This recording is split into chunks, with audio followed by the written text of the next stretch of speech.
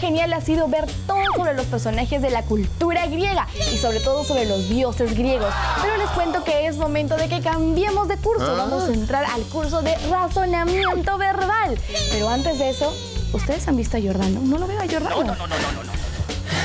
¿Qué pasa? Estoy demasiado cansado. ¿Pero qué pasa? Es que soy bien piña.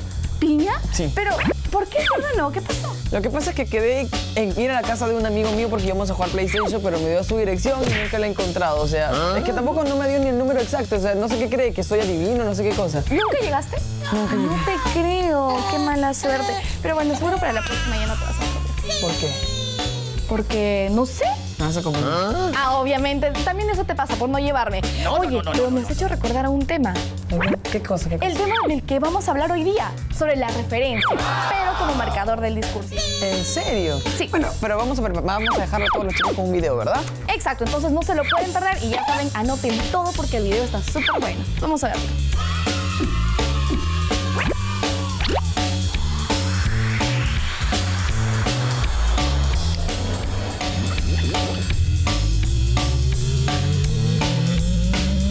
De escribir un libro, su autor se rompe la cabeza. Bueno, no tan literalmente, pero sí se la pasan pensando qué magia o recursos utilizar para que su texto quede bien chévere y sobre todo que sea fácil de entender. Para que tú no pases ese dolor de cabeza, te presentaré a los marcadores del discurso. ¿Quieres saber qué son y para qué sirven? Presta mucha atención. Resulta que son conectores extraoracionales o elementos marginados. Perdón, quise decir marginales. Es decir, que solo sirven de guía, pero son clave para comprender mejor un párrafo u oración, pero sin cambiar el sentido de nuestro mensaje. Ahora que ya sabemos de qué tratan, te presento a uno de los tipos más conocidos de marcadores del discurso, las referencias. Al igual que las reglas de Monopolio, Ludo o Damas Chinas que nos indican cómo debemos jugar, la referencia nos permite saber qué palabras deben ser reemplazadas u omitidas en un texto. Así será más fácil de entender y aparte de no utilizar más tinta, tendremos una mejor comprensión. Pero existen distintos tipos de referencia, así que vamos a conocerlos en 3, 2, 1... Qué bueno que has hecho ese conteo, Yulisa. Porque justo son 3 los principales tipos de referencias: la anáfora, la catáfora y la elipsis. La anáfora no es una cajita donde los mayores de 18 años depositan su cédula de votación. Es el uso de algunas palabras en reemplazo de otras que ya fueron indicadas anteriormente. Atento al ejemplo. Ellos se fueron al parque de diversiones. Allí se subieron a todos los juegos mecánicos. ¿Te diste cuenta? La palabra allí nos ayuda a evitar repetir la frase parque de diversiones. Yo también tengo un ejemplo de anáfora. María, Julieta, Antonio, Ramón y Priscila son compañeros de clase. Ellos juegan juntos en el recreo. ¿Viste que pudimos reemplazar 5 nombres con tan solo un pronombre? ¡Qué chévere! Otro tipo de elemento de referencia es la catáfora, que debe de ser prima de la anáfora porque suenan muy parecido. ¿Y sabes cuál es su función? Pues veamos. ¿Alguna vez has asistido a un concierto? Por lo general, antes del artista principal, se presenta una banda u otro cantante y recibe el nombre de telonero. Algo así ocurre con la anáfora. Va antes de una lista de datos o palabras y sirve para darnos un pequeño adelanto. Es como la vidente de las referencias. Ejemplo 1. Las estaciones de los años son 4. Verano, otoño, invierno y primavera. Mencionamos el número de los elementos, así que ya sabías cuántos serían en total. Yulisa, ¿nos das otro ejemplo? Obvio que sí. Tengo uno muy interesante. Me voy, pero volveré mañana.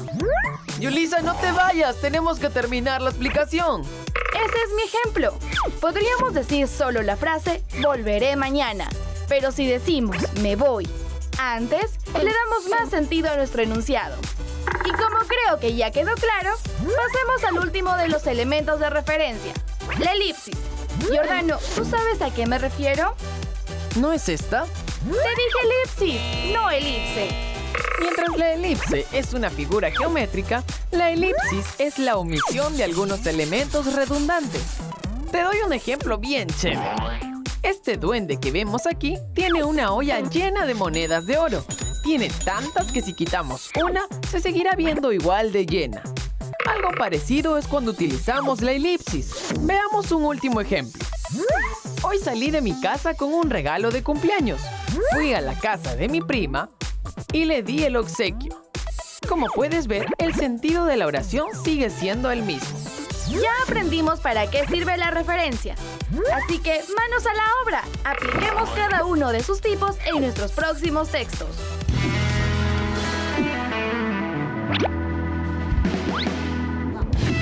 Bien, y ahora sí, chicos, estamos de regreso luego de ver este video que nos ha servido muchísimo para aprender sobre lo que es el elipsis, la catáfora o la anáfora. Toda esta información estuvo buenísima. Claro que sí, chicos. Giordano, con decirte que todo lo que he aprendido en el colegio se ha quedado pequeño con lo que hemos aprendido hoy. Así es. Pero ahora llegó el momento de recibir nuevamente a la profesora para que nos haga sus preguntas. Profe, ¿está por ahí? Profe. Profe.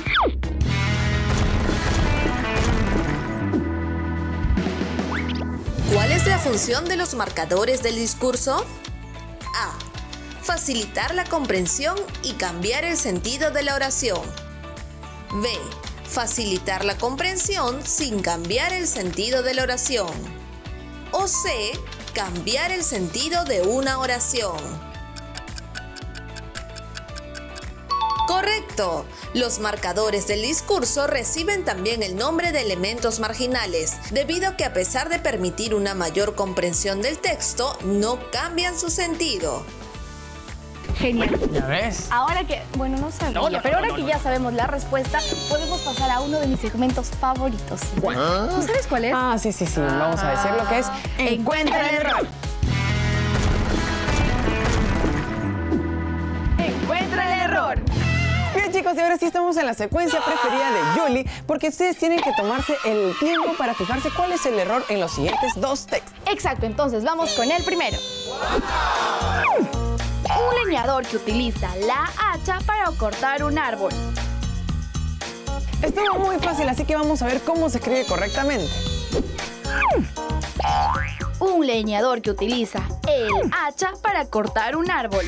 Así que, chicos, no se olviden que todos los sustantivos singulares que empiezan con la letra A o con HA van con el pronombre masculino. Hoy aprendimos que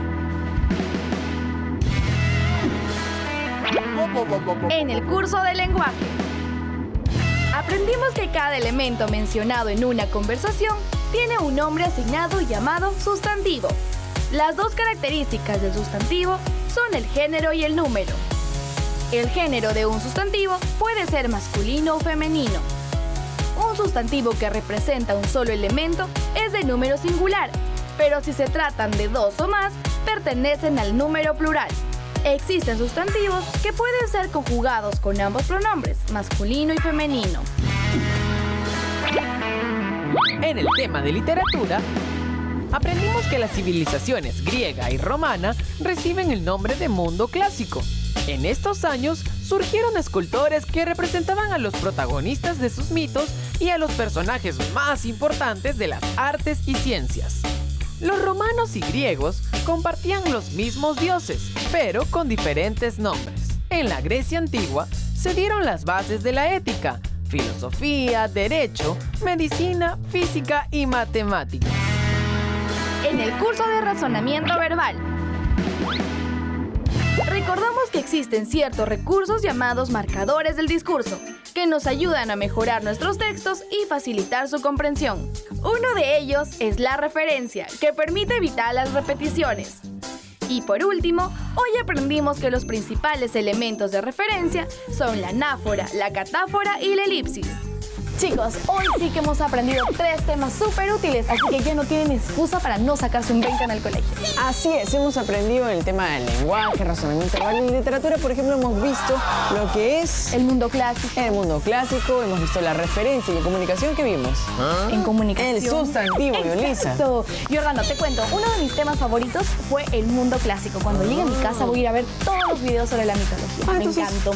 Bien, yo te puedo prestar mi libro La Odisea. ¿La Odisea? Para que lo leas. Sería muy muy interesante y podríamos hablar de esos en el próximo capítulo.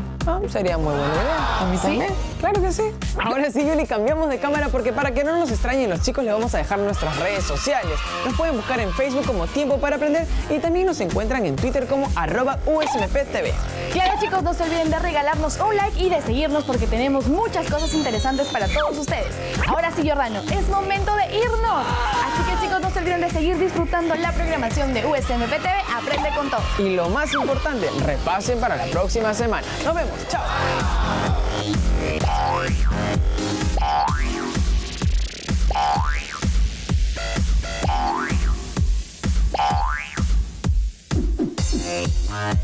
Hey.